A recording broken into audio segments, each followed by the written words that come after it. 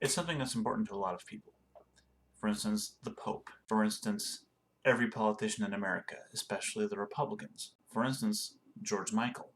Somebody who it is not particularly important to is myself.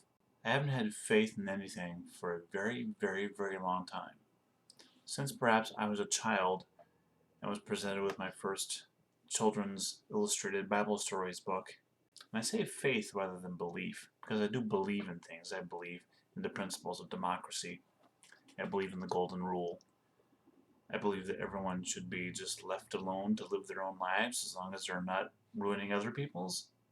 But I don't really have faith in anything. I lost my faith very young, and I don't feel any the poorer for it. Some people think that if you have no faith, you can't be a good person. But, I'm smart.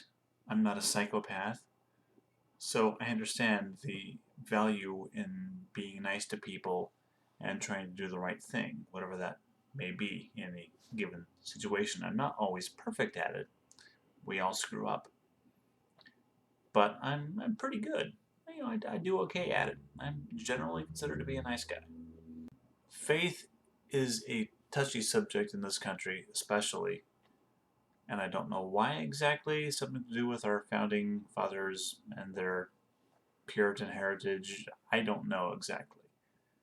But they were very careful to write the Constitution without mentioning faith in any way. They did mention freedom of religion, that sort of stuff, but it very specifically says that we will not force any religion on people, which I think is a great principle. And I believe in that. But I don't believe in anything else. I don't believe in anything supernatural. I don't believe in God. I don't believe in Bigfoot. I don't believe in alien abduction. I don't believe in that kind of stuff. I find it all fascinating. I love a good Bigfoot story, but I don't believe in him. That's just silly. Some people believe in him so hard they actually have faith in Bigfoot. I don't have faith in love anymore. I used to believe in love. I used to think that love was capable of conquering anything. And when you found true love, it would endure, and that's simply not the truth. Love can stop in the blink of an eye. If you're in love right now, you're mutually in love with someone, that is great. But nurture that love so it continues to bloom, because it can change on a dime. When you least expect it, the love will stop, go away, change. It can go away for a little bit, just long enough for you to get your heart broken, and then it can come back. People like to take timeouts from love sometimes. So if you're in love, cherish that love right now, because odds are it's not going to stick around. Sometimes it will, but often it doesn't. When I was a kid, I stopped believing in the Easter Bunny, followed by Santa Claus, very, very young. Too young for my mother to deal with, unfortunately. I remember the day when I stopped believing in God. When we lived in Nevada, we had a big crawl space under the house. When there was a stray dog that I started playing with and kind of feeding on the sly. One day I couldn't find the dog around anymore, so I'm like, where's the dog? And I had seen her, you'll learn why it's a her directly, coming out from underneath the house. So I looked underneath there to find her, and I saw what I thought at the time was her corpse being consumed by rats.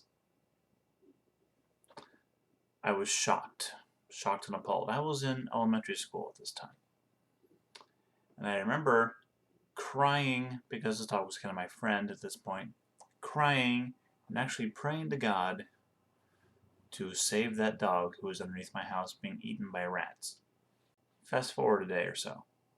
My mother says, "Come here, Kevin, I want to show you something very, very seriously." And I thought, oh no, they saw the dog corpse and the rats, and oh no. So I walked with her into the laundry room, and there was the dog being suckled upon by a whole mess of puppies. What I had seen was the dog not being eaten by rats, but being suckled upon by her newborn brood. Now, anybody else, not anybody else, but certain of the people would consider this God, worked. God heard your prayers. But I realized even at that young age, even just in elementary school, I realized I had misseen it. It was puppies all along, and that was ridiculous for me to be praying about this thing, and I never prayed or believed in God again after that day. My faith was already shaky at that point, and that just, you know, and I learned at that point to believe what I can see, and more importantly, what I can understand. I know why people want to believe in God. Living with no faith is a very lonely life. And I understand the interest in fitting in somewhere and having something to belong to. For a lot of people, a church is a social group. It's not really as much about faith as it is getting together with your neighbors and just having a friendly environment with friendly people. I think a lot more people than would admit are into a church for exactly that reason. In fact, I've known at least one person who started going to church just for that community vibe. She didn't really believe, she just wanted to have that sense of community. I understand faith. I understand why people have it, what it means to them. I understand that it allows people to have an understanding of the universe, but I have no faith. And I never will have faith. And it's kind of lonely, like I said. But I would rather be this than to believe in something that I fundamentally, intellectually know is untrue, just so I can belong. Bye-bye. If you liked this video, please press like below. If you wish to subscribe, please do so now. Devil scum.